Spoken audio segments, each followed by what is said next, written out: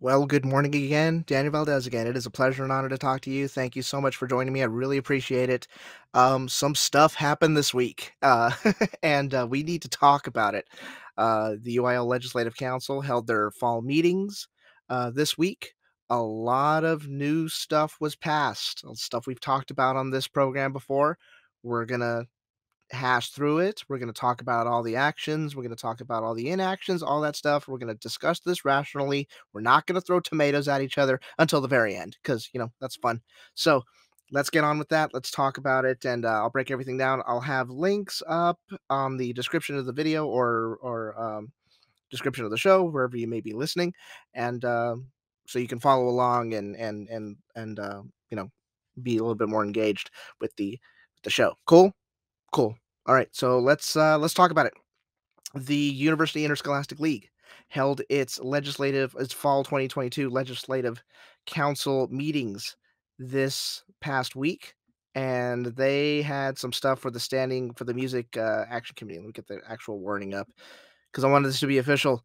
The report of the University Interscholastic League Legislative Council, the Standing Committee on Music took the following actions or inactions. We're going to go right from the bottom and let's just talk about it. The Standing Committee on Music rejected or took no action on the following proposal: a proposal to add a division of the Spirit State Championships that includes a live pep band. This was something that was introduced earlier this year. It was a big surprise in that it wasn't on the original agenda, but this got kind of pushed through. Essentially, what this is exactly what it says. It's basically the cheerleading state championships, and there is a division that is getting very popular nowadays. With you got your cheer squad, and then you have a live pep band playing either stand tunes or the fight song or whatever they're playing. The issue that a lot of people had with this is that the state spirit championships are right smack dab in the middle of TMEA all state audition stuff.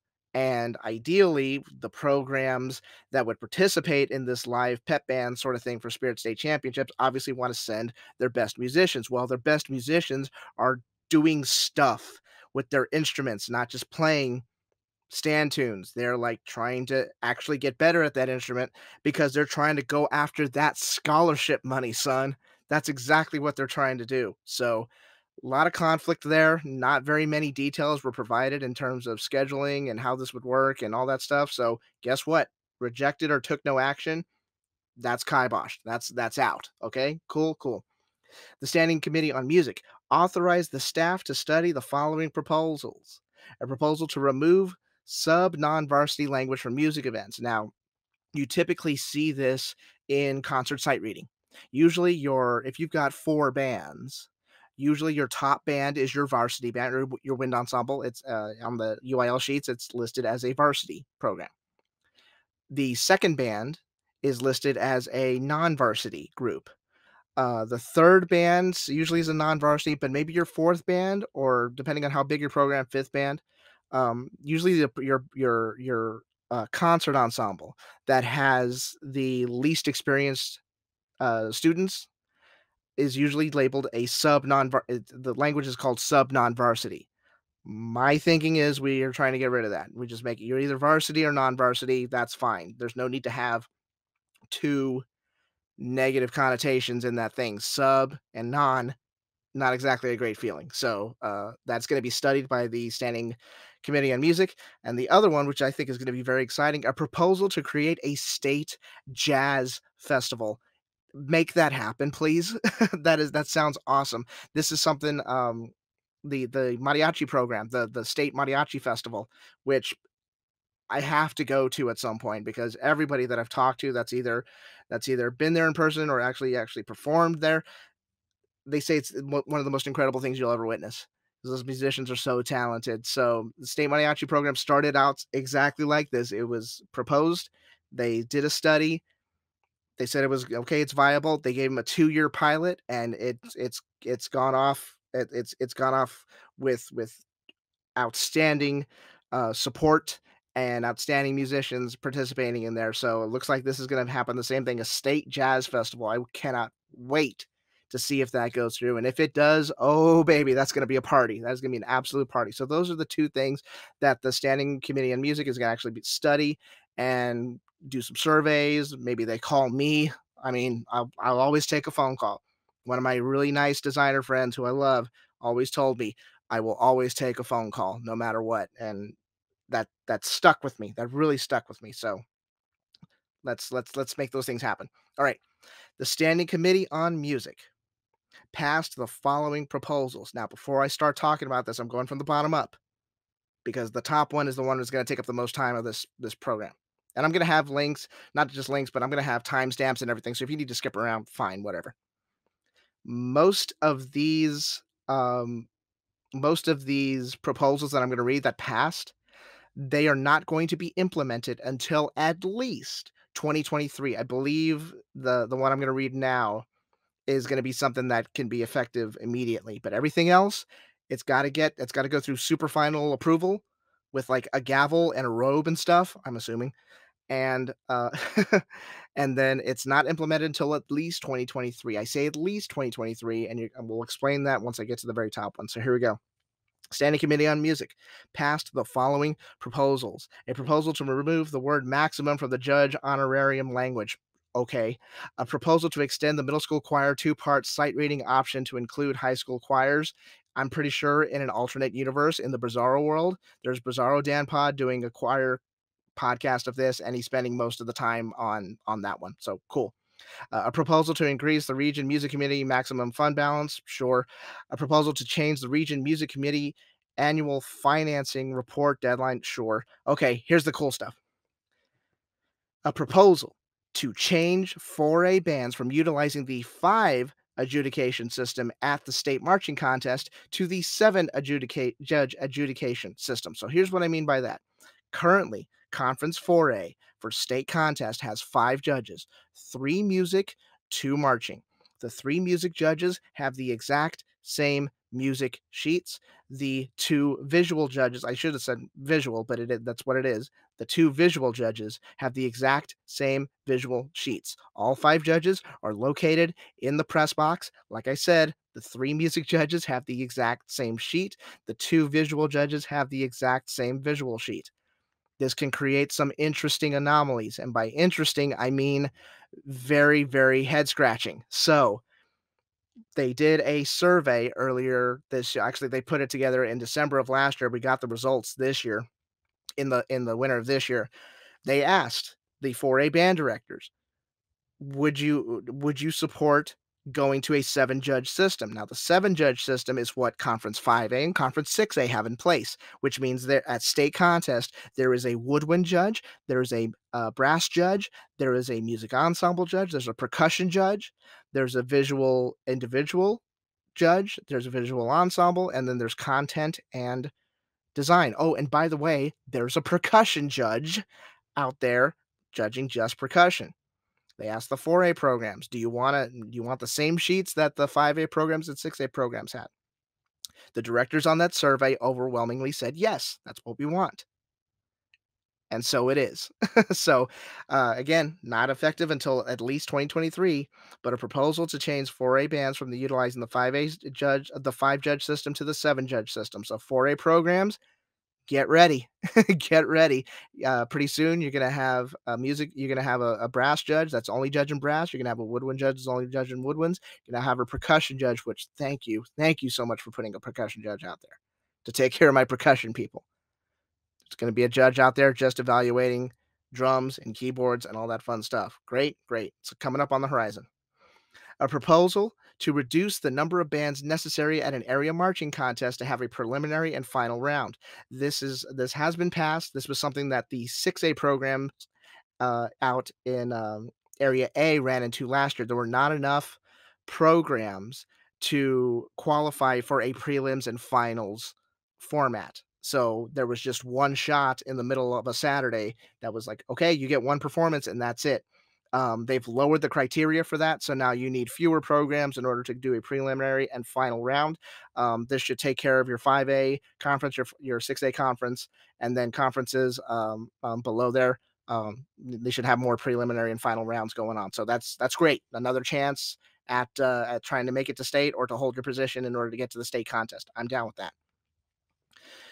Here's the big one, and we're going to talk about it. A proposal to hold the state marching band contest annually for every conference that has passed. I'm going to answer questions that are already in your head. No, it is not being implemented this year. Maybe gets implemented in 2023. The reason why it would not get implemented until 2023 is Alamo Dome availability. We want all the conferences to be meeting in one dome. Now we can spread it out over a couple of weeks, which I imagine is going to happen. Your odd conferences would go 1 week, and then the next week your even conferences would go. And then the following year, you probably flip them. Even conferences would go 1 week, the odd conferences would go the following week. We want to try to have as we want to try to make things as fair as possible. We're going to do our best. Is that totally 100% possible? Absolutely not, but we can at least try. We can at least make an honest effort. So, one of the things UIL really wants is they want the state marching contest to be held at the Alamo Dome. Number one, it's indoors, so we don't have to worry about State 2002. And yes, I am aware that we're coming up on the 20th anniversary of State 2002. If you don't know what that's about, go look up my show titled 11.4.02. Go look it up and mourn with me, my brothers. So they want everything to be in the Alamo Dome, not just to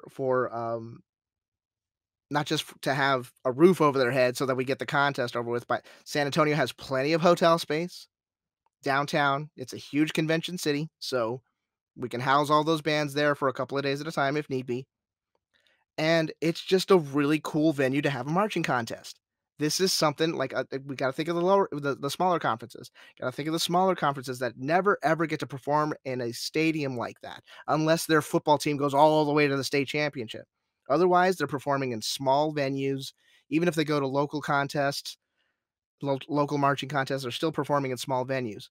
And the tapestry and the parades and all the pomp and circumstance that goes with a small program like a 1A or a 2A program when they reach the state marching contest. They get parades out of town when they're leaving for state marching contest. They get a police escort, the fire trucks show up, people close their shops. They go right down Main Street and they're honoring that marching band for getting to the state marching contest. They don't even care how they place. They just know that their program is getting to the state marching contest. It's pretty cool stuff. That's why they want to have it at the Alamo Dome.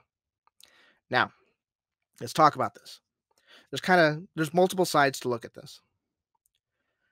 The ultra competitive part of me, the one that goes to Grand Nationals, the one that goes to state contest every year, the one that goes to super regional every year, the one that compiles stats, the one that the part of me that looks at all this stuff and tries to break scores down and tries to figure out why certain things work together. This is beyond live blog Dan Pod.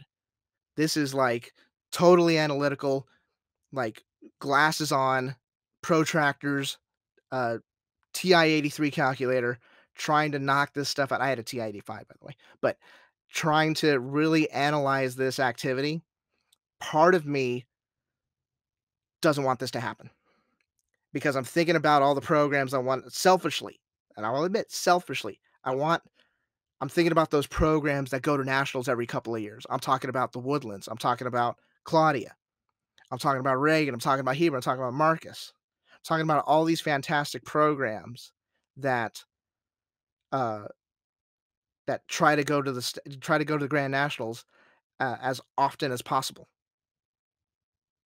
And I worry about how that's going to affect whether they want to go to Grand Nationals as often or not, because we were taking every other year off. You've got state marching contest, and then the next year you don't have a state marching contest. So maybe that's your opportunity to take a big trip to Grand Nationals.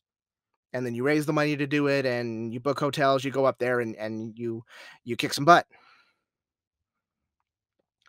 Part of me worries about those programs on whether they're going to want to be able to go to the state marching contest. They're not going to state marching contest, whether they're going to want to go to Grand Nationals. And if they want to go to Grand Nationals, do they go to the state marching contest? Do they attend?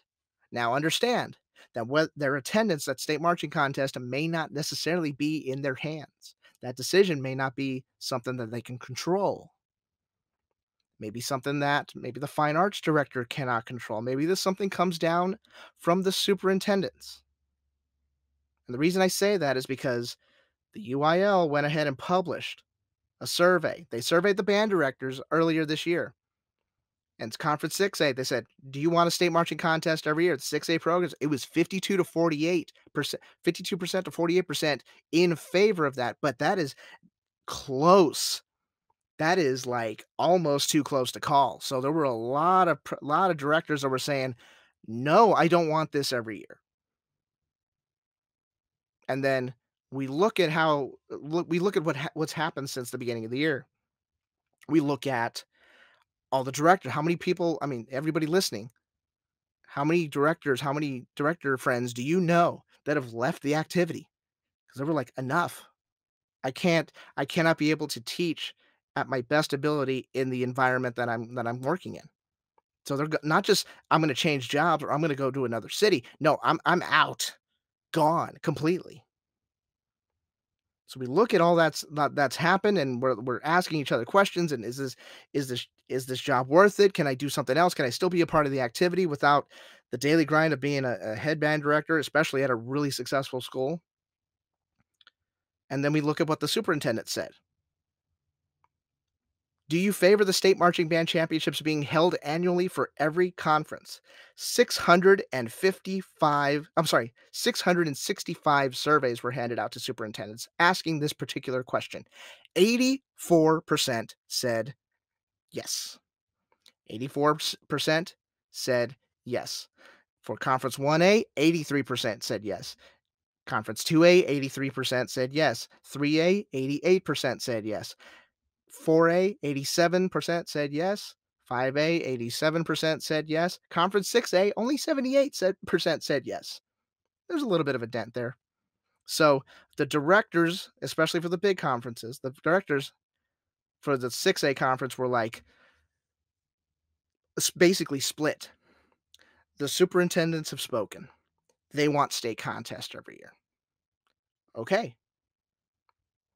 One of the things I like about how the UIL Music Committee has run things the past couple of years is that they're open to change.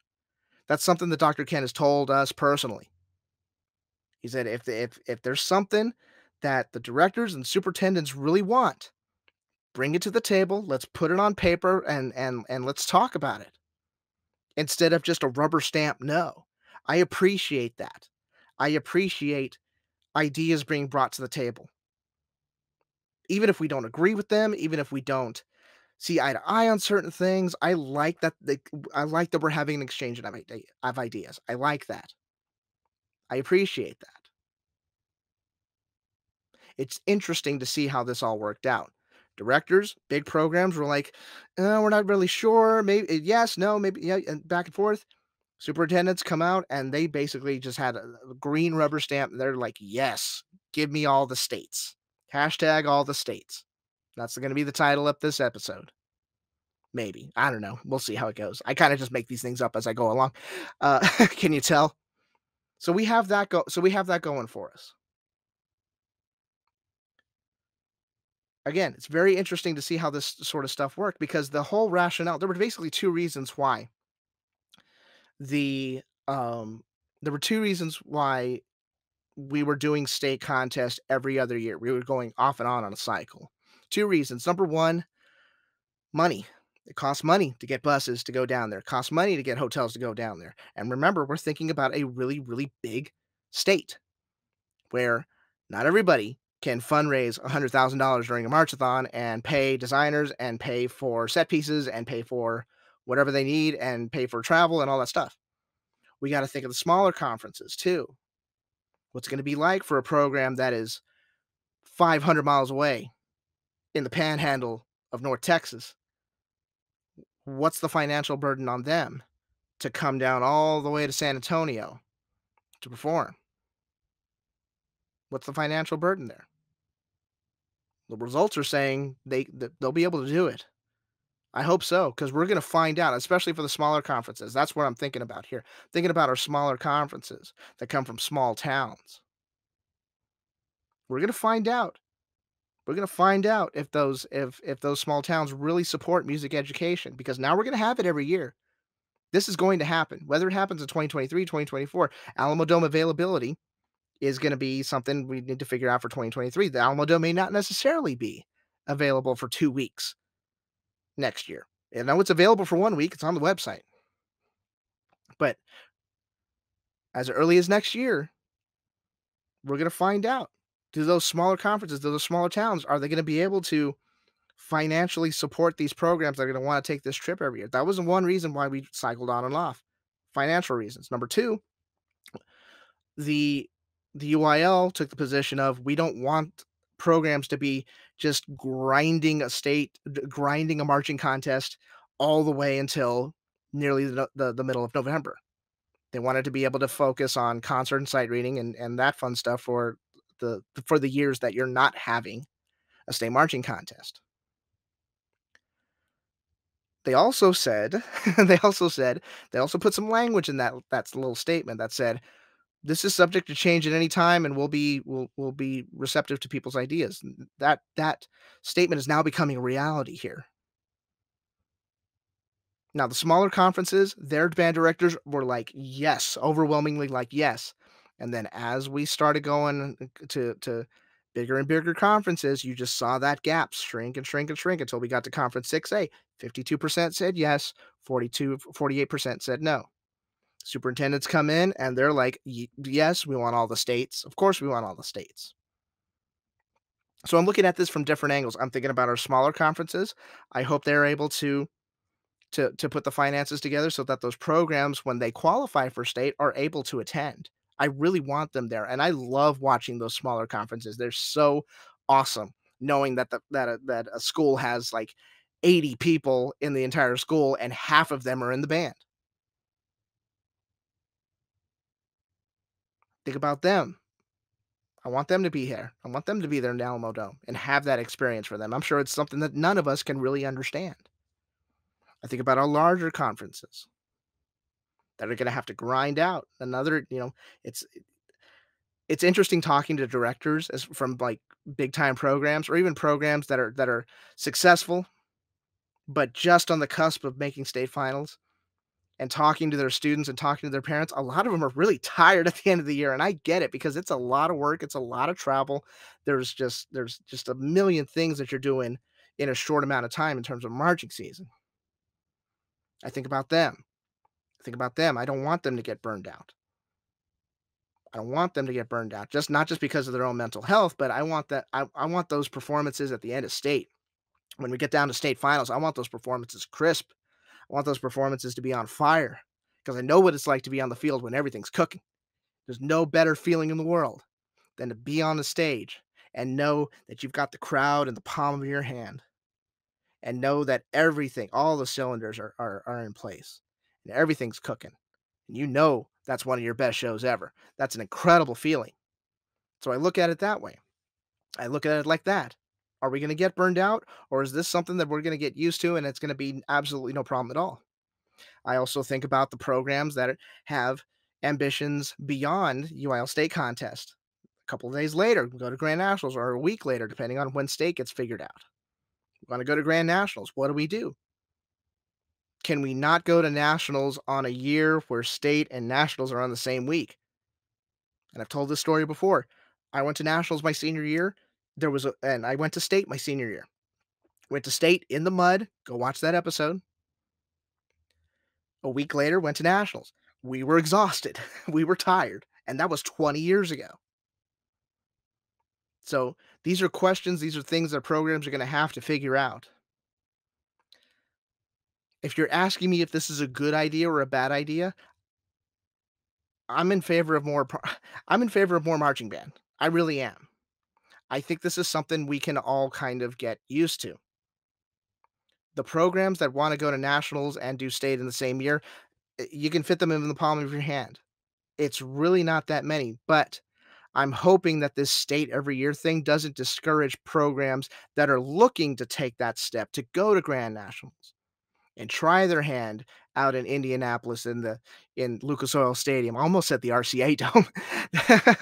To go out in Lucas Oil Stadium and try to give it their all in a venue that is much, much, much different than the Alamo Dome. Trust me on this. It's almost like they're on two different planets. Does that discourage programs that are willing to take that next step? It's like, well, we got state, we got to do state every year, we got to do that. I have to kind of keep these things in perspective. Well, I've talked to people that have been like, This is going to ruin everything, and the programs are not going to be able to go." How many people programs are not going to be able to go to nationals because of state? How many programs are actually going to nationals from Texas every year? How many different programs are going to nationals from Texas every year? We got to kind of keep that in perspective a little bit. Remember, this is the only activity at that UIL provides that does not have an every year state contest. Every other activity, they got a state contest.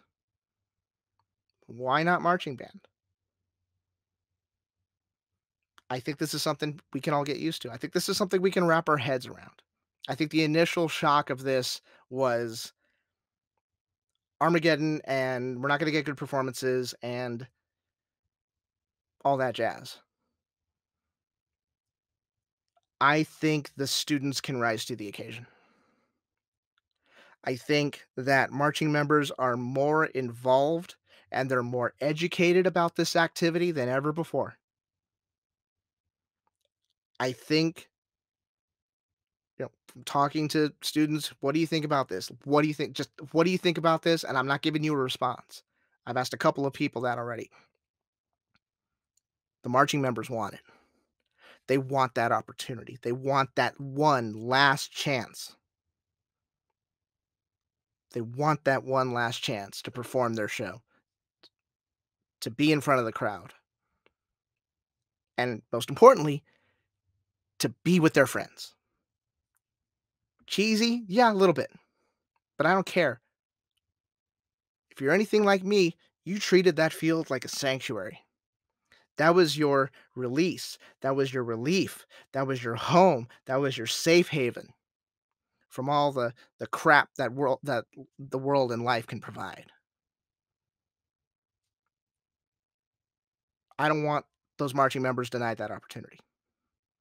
I think they can rise to the occasion. So we'll see how this goes. Looks like state every year is going to happen, folks. Again, these are all pending super final approval. Implementation 2023 at the earliest, but it looks like we're going to have state every year. It's going to happen within the next 2 years. Get ready.